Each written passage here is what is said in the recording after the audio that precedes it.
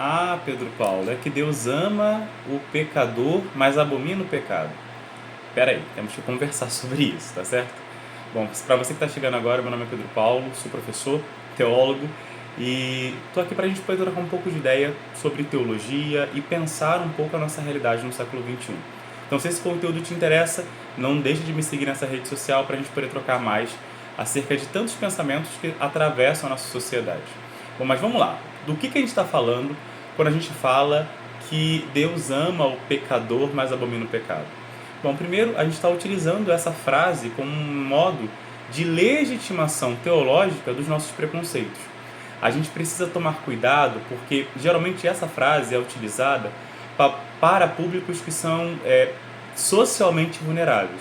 Nós utilizamos esse tipo de discurso, por exemplo, para pessoas homossexuais, para pessoas transexuais.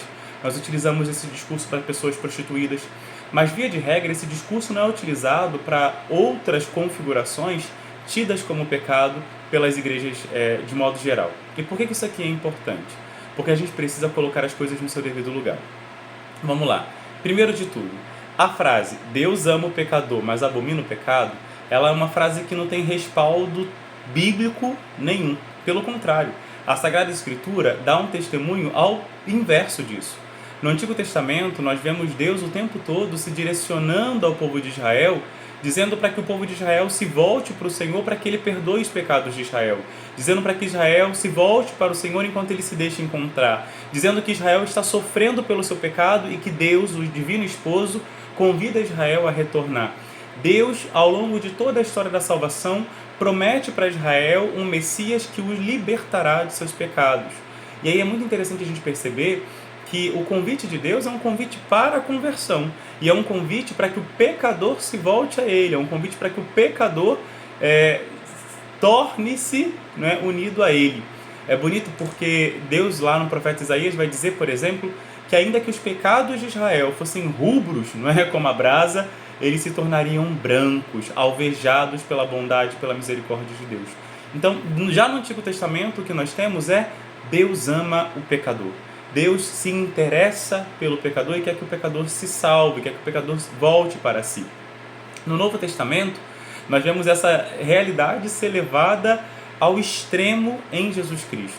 Jesus Cristo vem ao mundo para anunciar o reino de Deus.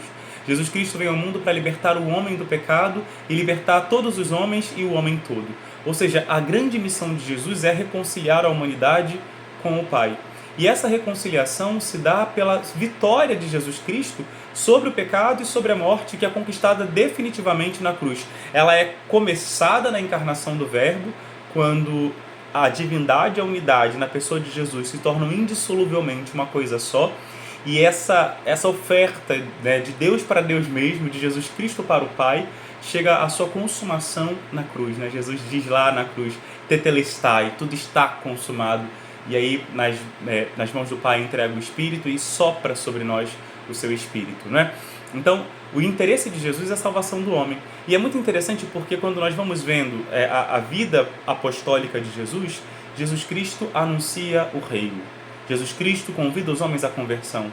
E todas as vezes que Jesus encontra com um pecador, e aí podemos imaginar a cura do paralítico, daquele que é descido lá pelo teto, pelos amigos, o encontro com a mulher adúltera, Jesus na casa de Zaqueu, em todos esses casos, Jesus acolhe o pecador, Jesus acolhe aquele que é pecador e convida, após o encontro com Jesus, convida esse pecador a abandonar a sua vida de pecado. E é sempre muito interessante aquela frase que Jesus, no diálogo dele com a mulher pecadora: mulher, ninguém te condenou?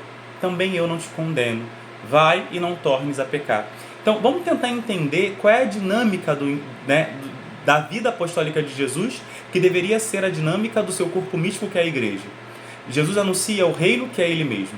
A pessoa encontra com Jesus, é acolhida pela misericórdia de Jesus, e a partir desse encontro, dessa acolhida na misericórdia e pela misericórdia, a pessoa é convidada a um caminho esse de transformação, que vai fazendo com que a pessoa amadureça e seja restaurada na sua dignidade de filho de Deus, criado à imagem e semelhança com Deus. Mas isso é um caminho. E não é esse o princípio.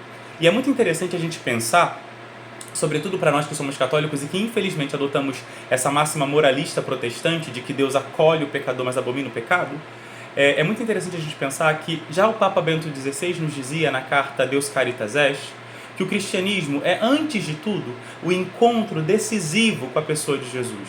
O cristianismo não é um ritualismo litúrgico, o cristianismo não é um assistencialismo social, o cristianismo não é filantropia e, mais que tudo, o cristianismo não é moralismo. Então, a decisão por Cristo, ela não acontece por essas vias, mas acontece pelo encontro com Cristo, que pode se dar nessas vias. Mas sem o encontro com Jesus não faz sentido nenhum. Portanto, mais do que ficar com esse discurso hipócrita de tem que mudar porque você vive tal vida que é pecado, Deus acolhe o pecador, mas abomina o pecado, mais do que esse discurso que mais afasta as pessoas do que acolhe elas em Deus, vamos aprender com Jesus a fazer o apostolado de Jesus e dos apóstolos, o querigma, que sempre foi o parâmetro de anúncio da igreja. Anunciar o amor de Deus, que é absoluto e soberano, que nos ama acima de todas as coisas. Esse amor de Deus nos enviou um Salvador, Jesus Cristo, para a remissão dos nossos pecados e para a nossa salvação. E porque Jesus nos redime de nossos pecados, nós podemos abandonar o pecado pela fé e nos converter. Então é um processo. E inverter a ordem das coisas colocando a moral na frente não faz sentido nenhum. Por que eu estou gravando esse vídeo agora, às vésperas da festa da Divina Misericórdia? Porque tem circulado um vídeo de uma mulher trans que está numa escola de fundamental, se não me engano, Fundamental 1, e que ela vai fazer um discurso de cidadania. Ela diz basicamente o seguinte: existem pessoas no Brasil e no mundo todo, mas no Brasil, que é um Estado democrático de direito e laico, que sentem atração pelo mesmo sexo, e existem algumas outras pessoas que não se identificam com o gênero que têm. E aí ela diz que essas pessoas precisam ser respeitadas, que elas não podem ser agredidas. Eu imagino, e espero que você que está assistindo esse vídeo concorde comigo, que educar as crianças para o respeito à diferença é algo fundamental. E nesse vídeo que a mulher trans está falando, não existe nada de demais. É aquilo que eu gostaria que os meus filhos, meus sobrinhos, meus parentes, todos os meus alunos aprendessem. Que nós precisamos respeitar a dignidade das pessoas e respeitar as suas diferenças. Então isso é um quesito humano básico.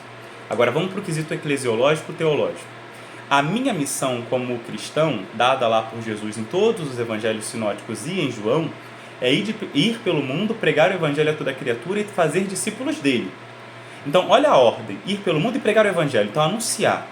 Depois de anunciado, quando as pessoas aceitam a fé, ensinar-lhes o caminho de Jesus. Jesus não disse em nenhum momento: ide pelo mundo e propagai a minha moral e o meu costume. Não. E é muito interessante a gente lembrar também uma outra coisa, tá? Jesus, lá em Mateus 19, ele está discutindo sobre o matrimônio. Ele diz que no princípio não era assim e que Moisés deu uma lei de divórcio por causa da dureza do coração dos israelitas. Isso que Jesus diz lá no Evangelho é uma verdade que a gente estuda nas ciências das religiões e na sociologia, que é o fato de que a religião ela tem um componente que é revelado e que é divino, sobrenatural. E esse componente é inalterável e ele consegue transcender as culturas, porque de verdade ele promana do coração de Deus que conhece o coração do homem.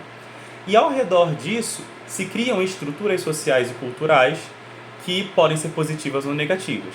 Então, por exemplo, a liturgia a essência do culto litúrgico é divina, mas o modo como esse culto se expressa é construído socialmente, por isso ela vai se adaptando de lugar para lugar, de tempo em tempo.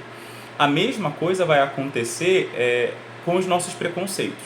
Existem coisas que são preconceitos sociais que nós botamos na religião e utilizamos a religião como veículo, como modalizador para disseminar os nossos preconceitos. Então, por exemplo, a relação com a sexualidade das pessoas, ela não é um quesito da revelação, ela não é um quesito teológico. Não a sexualidade das pessoas. A desordem sexual do adultério, da pornografia, da masturbação, da fornicação, da prostituição, essa desordem sexual sim é quesito da revelação, mas não a sexualidade das pessoas. E aí nós utilizamos a religião para atacar as pessoas e afastá-las de Deus, quando na verdade tudo que Deus quer é que as pessoas se acheguem a Ele. Então, em vez de ficar falando que Deus ama o pecador e abomina o pecado, vai se converter, tá certo? E aprende com Deus a acolher as pessoas, amar as pessoas. E aí lembra aquilo que Jesus disse em João 16:8. É o Espírito Santo que convence as pessoas do pecado, não o teu discurso moralista.